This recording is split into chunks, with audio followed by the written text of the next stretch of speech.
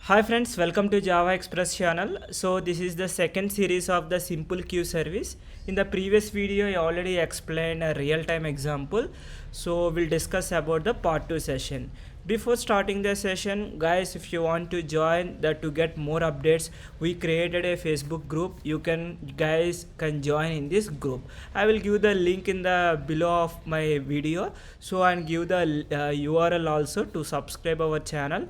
If you want to get the notification, just click on the bell icon. If you see the right side, if you click, you will get immediate notifications. Okay, so let me start a simple queue service. So what is the benefit? Basically, previous video we explained what is SQS, where we need, right?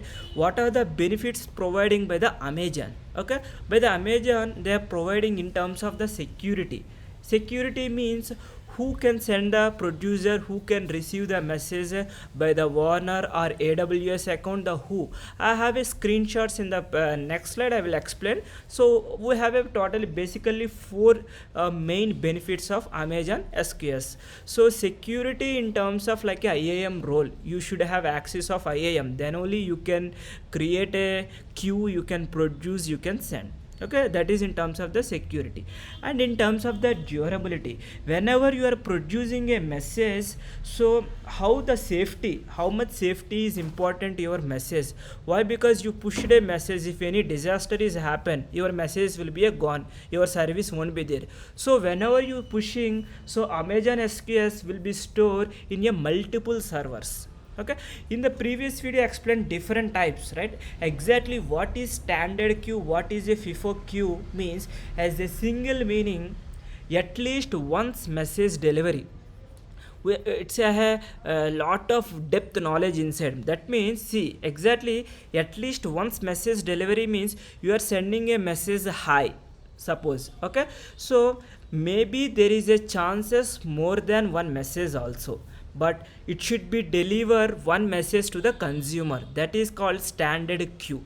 There is a duplications will be there inside the standard queue.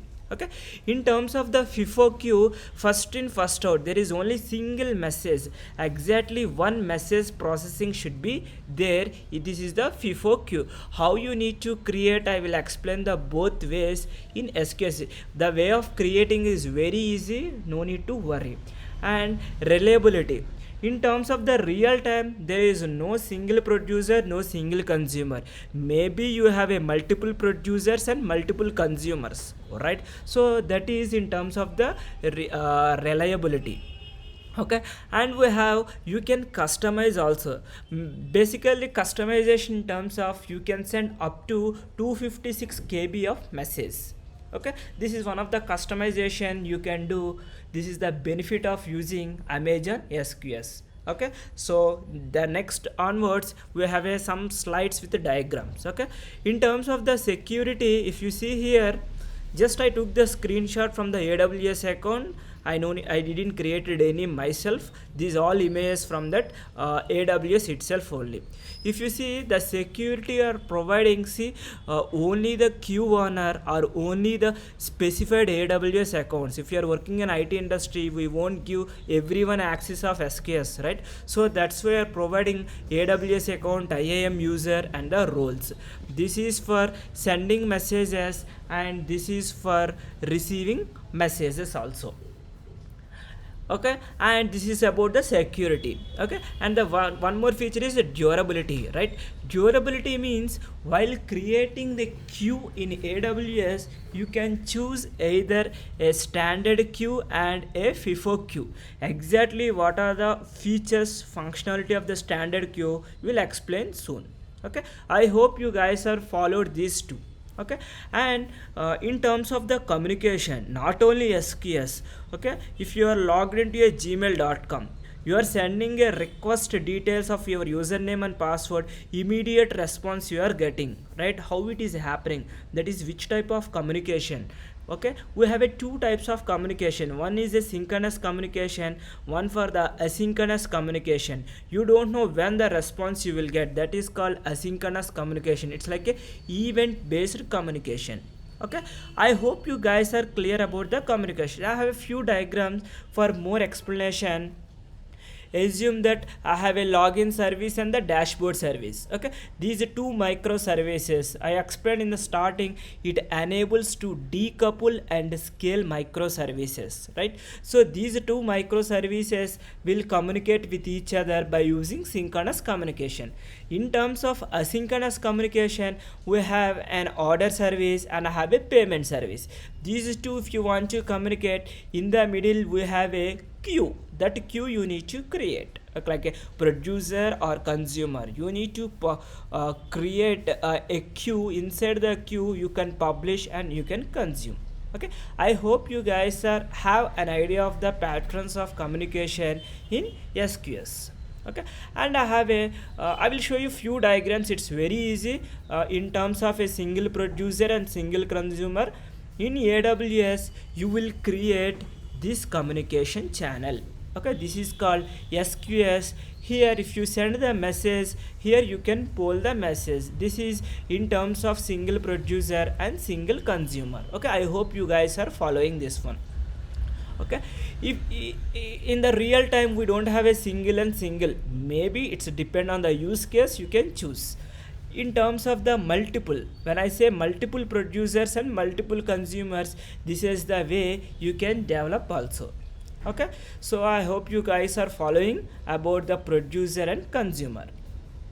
Okay, and I already explained we have a two types of keys. In this session I will explain about detailed communication of a standard queue. Okay, the standard queue is the default the queue type. While creating it will be choose automatic. Okay, here they have a concept of there's a retention period. Suppose as a producer you send a message till 4 days. If you didn't consume, it will be delete automatically by AWS SQS mechanism. That's why they are providing a retention period. Default is 4 days, max you can do up to 14 days. You can send any number of messages, and here there is a concept you will suppose you are sending 1 2 3, maybe the order it will give a chances is a best effort ordering. Maybe there is a chance it will go 3 first. Even though if you send 1 2 3, maybe consumer can receive 2 messages 1 and 3. The order we don't know clear. If you know those type of the orders, you can go for the first in first out queue. Okay, there is a limitation. You need to send till 256 KB per message sent. If you want to send more than 256, you need to use some library. SQS extended client is like a Java library. Okay, but in AWS you can send up to 256 KB. That is the limitation of your standard queue. Okay, and while you are sending a message, how in terms of how you can send the data, actually what is the message structure will be available, I will show you those exact box also. Okay, what the message you need to send, how the structure will be there, I will show you some real-time examples. Just I took from the AWS documentation. You can take example like to validate the credit card request, right? While you are doing the payment, maybe it's a MasterCard, Visa card, like that, right? Then you can schedule a batch processing, multiple entries to be added to a database. Then they will send a whole message to the queue, so the database will fetch from queue, right? Maybe mediator, any Java, Python, whatever you have, you can use. This is one of the real-time example also. And we have a producing messages. In terms of producing, when I say, if you see this is a producer, right? While you are sending this message, the structure available in AWS is in this way: the message body and attribute. The attribute you can define like it's like a dev environment, or the message type is a JSON, or message type is a string. Anything you can define inside the send message. If you send the message to the queue, this queue immediately it will give a message identifier. Hey producer, I got the confirmation from you, I received the message, and he will give some hashing algorithm, some key also for your body. Okay, here the consumer is external system. He will poll the messages, this queue keep on, he will poll the queue. Any event is happen, if any event is happen, he will consume the message. Okay, this is the high level diagram of producing messages. I have another diagram is consuming messages. Okay, up to this you are clear. Okay, this is the producer concept. In consuming messages, the producer can configure a visibility timeout. Exactly what visibility timeout is, if you send the message, you can configure within 2 minutes consumer should receive the message, otherwise the message will be expired. Those type of things also you can configure by using the visibility timeout. Okay, he can poll message up to 10 messages at a time. That is a default. Either you can choose the options how many messages you want to consume also.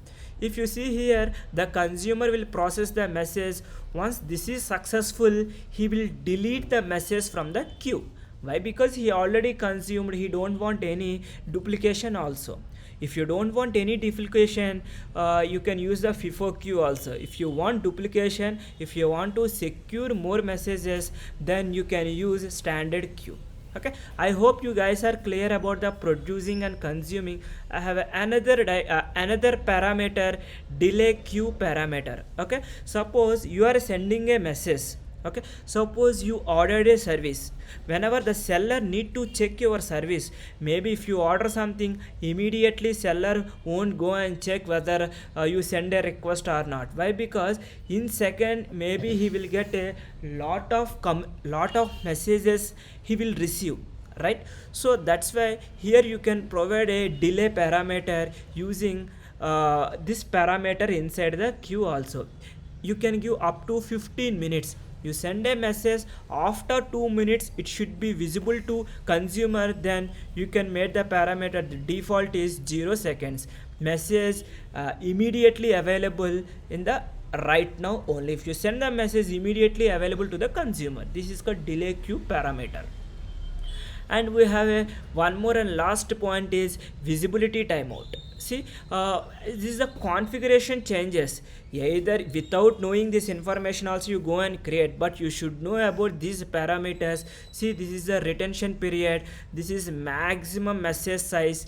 Okay, this is visibility timeout. If you read this point, consumer pull a message from the queue, message is invisible to other consumer. Suppose you have a single producer and multiple consumers. One consumer is already consumed a message that is invisible to the other consumer, so that is called a visibility timeout. You can configure up to 0 seconds to 12 hours you can configure. Okay, receive message wait time I will explain in the next slide. Why? Because we have a one more new concept is available. Okay, and we'll see as of now what you know, these all parameters consider this point will create a simple queue and sending and receiving messages in the next session. I hope you guys are clear. If you like this video, please hit the subscribe button and join in the Facebook to get more clarification. If you have any difficulty, if you not understood anything, just leave your comments in the video section. We'll see you in the next tutorial. Thank you guys.